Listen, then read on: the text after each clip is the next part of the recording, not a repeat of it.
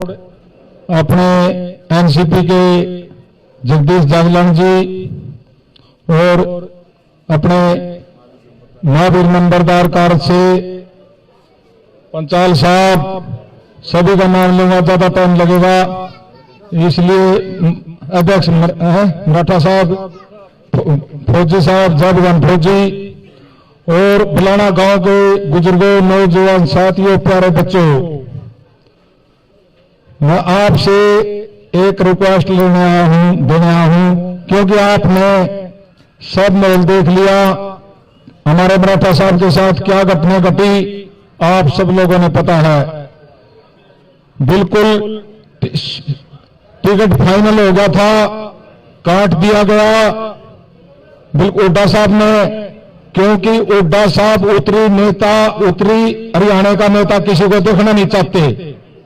आप लोगों, हर आदमी सोशल मीडिया, टीवी सब कुछ देख रहे हैं, उसको सिर्फ अपना बच्चा दिखाई देता है। उसने सांठ गांठ की, आपको खोल कर बता दो, सबने नहीं पता होगा, मनीष ग्रोवर है, वहां से पहले विधायक थे, उससे बातचीत की कि रोहतक में मेरे लड़के को सारा लगा दे, मैं वहां पर खट्टर साहब को सारा लगा दूंगा, मैं डमी कैंडिडेट दे दूंगा वहां पर।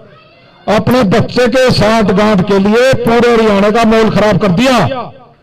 वहां से कोसड़ी से पीछे 84,000 से आ रहा था दीपेंद्र, अब की बार सुरती चौधरी को काट करके राव दान सिंह को दे दिया, क्यों? उसके लड़के को वहां से हरा दिया था। तो आप लोगों ने सब कुछ पता है, इसलिए मैं आपसे सभी लोगों से प्रार्थना करता हूं, एक तो दोनों बारी हैं भाई, अभी ऐसे ना करो, क्योंकि लोकल को बनाना है, बारी को भगाना है, क्योंकि हमने तो ऐसे ऐसे एमपी बना दिए जो गाड़ी में पड़े पड़े बन गए। बारी अपने बुद्धि राजा भी बारी हैं, ये गुहाना के हैं, और अपना खट्टर साहब भी जज्जर बलियानी का है। जो आदमी इस धरती पैदा नहीं होगा तो उसने इस धरती से प्यार क्या होगा? आप ये बताओ, हम अगर करनाल के पानीपत के, तो हमें उस धरती से प्यार भी होगा और विकास भी हम करेंगे, तो दूसरे वाले उनमें क्या प्यार है? वो तो कुछ दिन के लिए मलाई चाटने आते हैं और फिर अपने अपने घरों में या दिल्ली चले जाएंगे। इसलिए आप लोगों से प्रार्थना है, तो आने वाली 25 तारीख को तुर्रे का निशान है, एक एक आदमी, एक एक वोट को, बुढ़े ठेरे को, सभी को बूथ पर पहुंचाओ और ज्यादा से ज्यादा भाई वीरेंद्र मराठा को जिताओ। जय हिंद, जय भारत, जय बुलाना। धन्यवाद होशियार सिंह जी फौजी, पूर्व सरपंच साहब। अब मैं इनेलो नेता मास्टर बलबीर जी सिंह से अनुरोध करूंगा कि वो 2 मिनट के लिए आए और अपने विचार रखें। मास्टर बलबीर सिंह जी। परमादरणीय भावी एमपी वीरेंद्र मराठा जी, जिला के प्रधान भाई हेमराज जागलान जी, हल्के के प्रधान लखपत रोड जी, से भी सम्मानित साथ आए पदाधिकारीगण, गांव वाले साथियों, voice of people is voice of God. जो लोगों की आवाज होती है वो भगवान की आवाज होती है। हमारा एक वर्कर है यहाँ गांव में, राम भज कसम, उसका मेरे पास फोन आया कि मास्टर जी अब एसडीआर कह गए और वीरेंद्र मराठा जी टिकट दिवा दो, निश्चित रूप से मैं निकलेगा। अच्छा, मैंने सर मर के उनको टिकट मिल गया है। अच्छा, उन्हें जो लोगों की आवाज है, वर्करों की आवाज है, और वीरेंद्र मराठा जी बढ़ेंगे, क्यों मेहनत कर रहे हैं, इसलिए मैं इनको एडवांस में मुबारक देता हूँ और आप सभी साथियों से हाथ जोड़कर प्रार्थना करता हूँ और एक वर्कर अपने आप को वीरेंद्र मराठा समझे और गांव-गांव में घर घर जाके, जहां भी अपने गांव नहीं सारा करनाल जिले में जहां भी जिसकी जो पहुंचे वहां जाए और उनके लिए दिन रात काम करे। आपकी मेहनत करना है, ये पूरा ध्यान रखेंगे और आपको बहुत उसका लाभ होगा। धन्यवाद जी।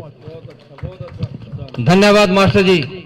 साथियों, अब मैं उन महान शख्सियत को बुलाने जा रहा हूं जो 36 बरादरी के सर्वप्रिय नेता, सबके दुख सुख के साथी और आपके लोकल कैंडिडेट आदरणीय वीरेंद्र मराठा जी वो आए और अपने विचार रखें। जोरदार ताली से स्वागत साथियों।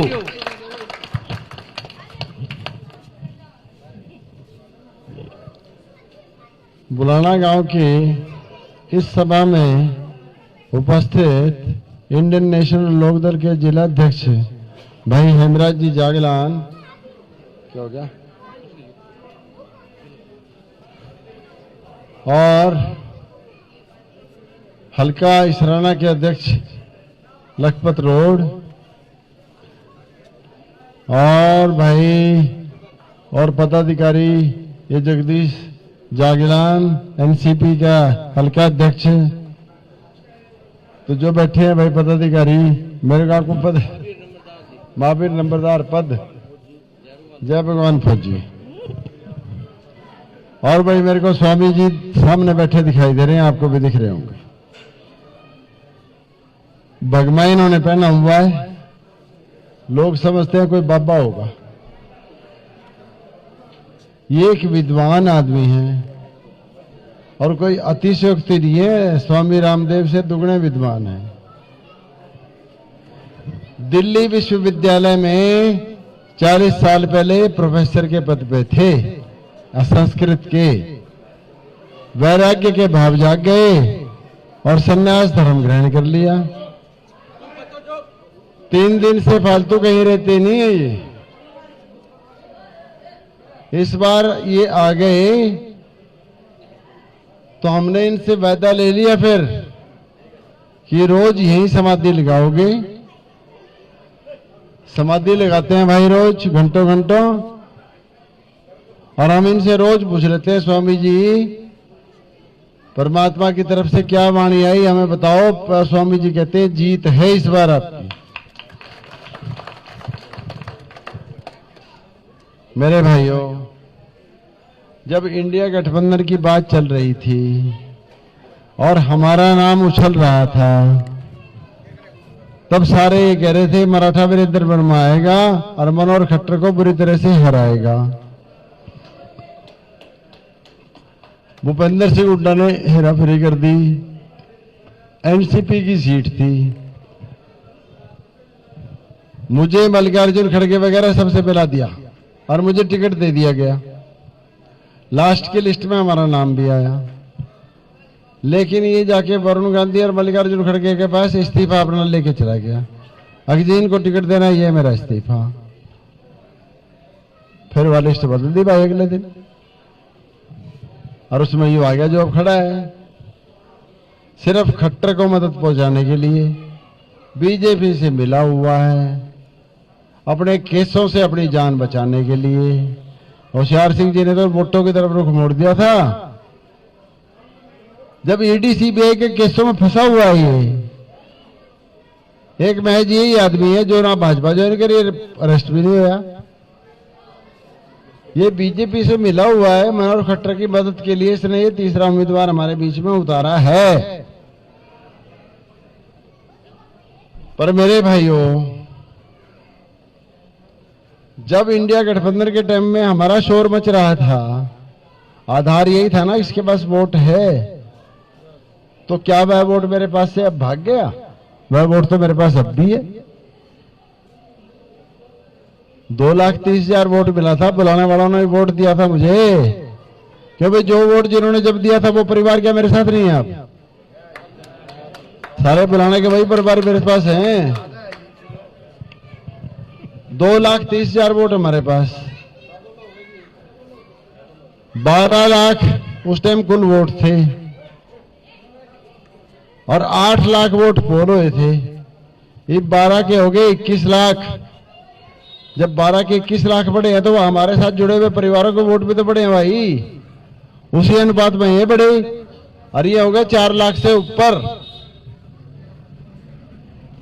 कितने हो गए मेरे भाइयों? 4 लाख से ऊपर हो गए कि नहीं हो गए?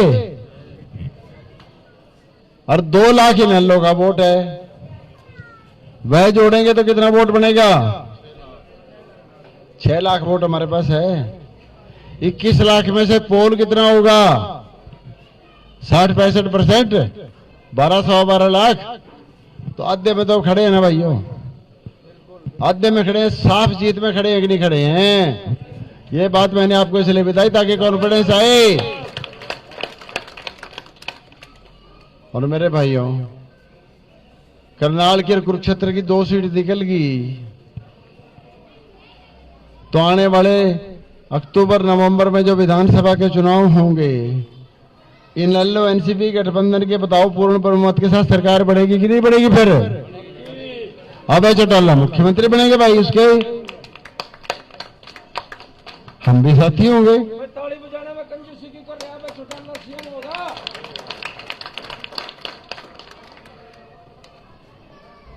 तो मेरे भाइयों, ये इंडियन ऑयल की रिफाइनरी आपके पास है, ये इंडियन ऑयल की रिफाइनरी आपके पास है।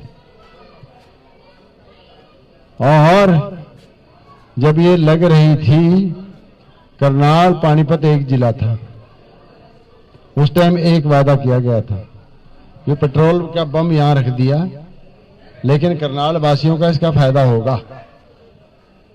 पेट्रोल डीजल के अलावा और कई रॉ मटेरियल इसमें से निकलते हैं, हजारों हजारों की संख्या में ट्रक जाते हैं ना भाई, देखे होंगे आपने। इस माल को इंडियन ऑयल कॉरपोरेशन के वायदे के मुताबिक यही यूनिट लगने चाहिए थे, और करनाल वालों को उसमें वरीयता दी जानी थी। बाहर के एमपी बनाते आए। बोर्ड ऑफ डायरेक्टर्स का एक डायरेक्टर होता है, एमपी सबसे महत्वपूर्ण यहां का। और भाई किसी ने दबाव नहीं दिया। मैं आपसे वादा करता हूं 5 साल के अंदर अंदर पूरा इन पे दबाव देके लाखों की संख्या में यूनिट यहां लगवाएंगे, और आप ही लोगों के लगवाएंगे। एक एक यूनिट में मेरे भाइयों करोड़ों करोड़ों रुपए का फायदा होगा। 100 से लेकर 1000 तक एम्प्लॉय भी होंगे, और उन एम्प्लॉय की तनख्वाह भी 50,000 से लेकर 2 लाख तक की होगी। आपकी बेरोजगारी दूर हो रही है, आपकी सरकार बन रही है। महज 15 दिन आपने शोर उठाना है। शोर उठाने से क्या होगा? हमारा वोट महफूज रहेगा, इसमें सेंध नहीं लग पाएगी। शोर क्या उठाना है? दोनों बाहर के हैं, हम यहां आपके बीच के लोकल हैं। आप हमें जानते हैं, हम आपको जानते हैं कि भाई लोकल को बनाना है और बाहरी को भगाना है। Vote for local, vote for local और वोट फॉर लोकल। धन्यवाद जी। तुर्रा बाजेगा।